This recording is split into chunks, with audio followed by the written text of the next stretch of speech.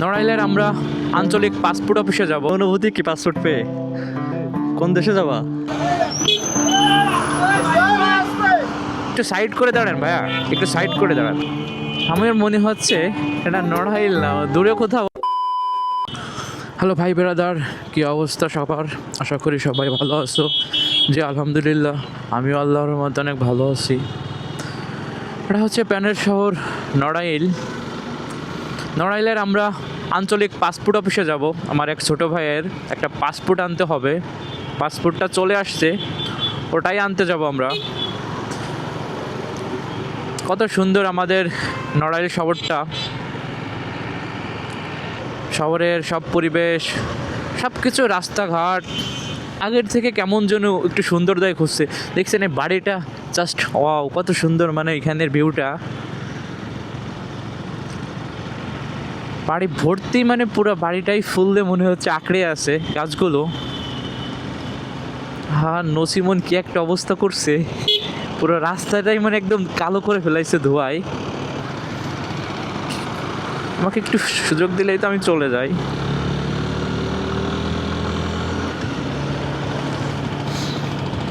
এই নসিমন, তুমি কি করো? পুরো রাস্তা নোংরা করে ফেলছো।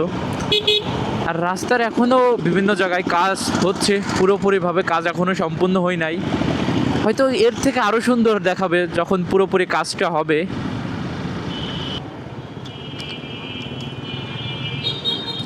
গোলচক্কর থেকে সোজা দিকে যেতে হবে শহরে। আমাদের শহরটায় অনেক ইজি বাইক, আর এখন হয়তো ঈদের সময়, এর জন্য একটু বেশি শহরে একটু ভিড় দেখা যাচ্ছে। মানে এরকম ভিড় থাকে না আমাদের, তাই বলে এত ভিড় হয় না। হয়, ভিড় হয়, বাট এতটা ভিড় হয় না। আর সকাল থেকে আজকের আকাশটা পুরো মেঘলা, মনে হচ্ছে অন্ধকার হয়ে আসছে, না জানি কখন বৃষ্টি আসে, সেরকম একটা অবস্থা। মানে এদিকে কিছু মেঘও জমছে। এখানে ভিড় দিছে, আগে ভিড় ছিল না, এখন ভিড় দেওয়া হয়েছে। আপনি রাস্তার মাঝখানে রে ভাই, আপনি একটু সাইড করে দাঁড়ান ভাইয়া, একটু সাইড করে দাঁড়ান। তাই যদি আপনি বাইকটা রাইড করে অন্যর ক্ষতি করেন, আপনার প্রবলেম হয়, আপনি সাইডে দাঁড়ায় পড়ে কথা বলেন, তাইলে তো রাস্তায় জাম হয় না। একটা মানুষের জন্য কিন্তু পুরো রাস্তাটাই মানে ব্লক হয়ে যায়। এদিকে সবার খেয়াল রাখতে হবে, আমার দ্বারা যেন কারো কোনো ক্ষতি না হয়। কি একটা অবস্থা, মানে কেউ দেখে না, সবাই খুব ব্যস্ততা দেখায়। তাইলে কি সবাই যদি ব্যস্ততা দেখায় তাহলে হবে না। দেখছেন কত সুন্দর লাগতেছে রাস্তাগুলো। কিছুদিন আগে আসছিলাম, তখন এই রাস্তাটা কাজ করতেছিল, তখন পুরোপুরিভাবে কাজ হয়নি। এখন রাস্তাটা পুরোপুরিভাবে কাজ হয়ে গেছে। এটা হচ্ছে রূপগঞ্জ বাজার, মানে নড়াইলের এদিকে হচ্ছে রূপগঞ্জ এটাকে বলে। আমরা যাব পাসপোর্ট অফিসের ওইখানে, আঞ্চলিক। ভাই বাবার রে, সব খুব ব্যস্ততা।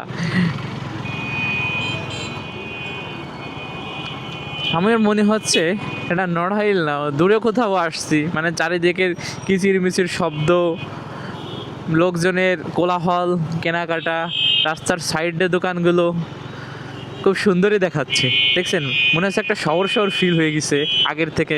মানে আমাদের নড়াইল আগে কিন্তু এতটা ছিল না, এখন এরকম অনেকটাই হয়েছে।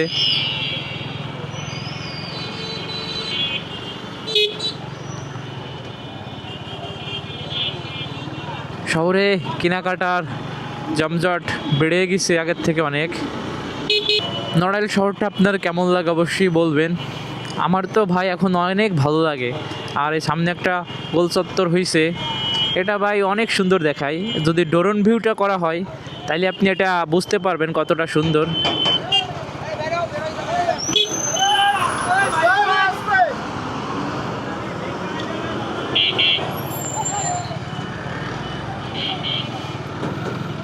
এদিক দিয়ে হচ্ছে যশোর রোডটা, যশোর খুলনা বেনাপোল, এই রোডেই যেতে হয়। এই রোডটা কিছু সময় গেলেই আবার তখন থেকে আবার এক লেন হয়েছে। মানে এরকম যদি পুরোটা হয় তাইলে ভাই দুর্ঘটনা হবে না। ওইদিকে ভাই যে একটা বাজে রাস্তা, ভাষায় প্রকাশ করা যাবে না। এদিকের রাস্তাটা এখন এখানেও অনেকে টপ স্পিডটা চেক করে, মানে আগে এখানে ছিল না, সব লোকজন আমাদের কালনা মধুমতি সেতুতে যাইতো।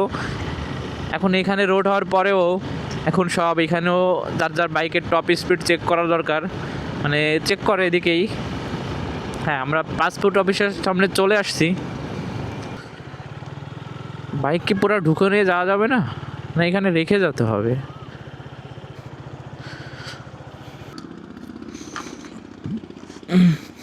A few moments later. তো বাই দা ওয়ে, ছোট ভাইয়ের পাসপোর্ট নেওয়া শেষ। তোমার অনুভূতি কি পাসপোর্ট পেয়ে?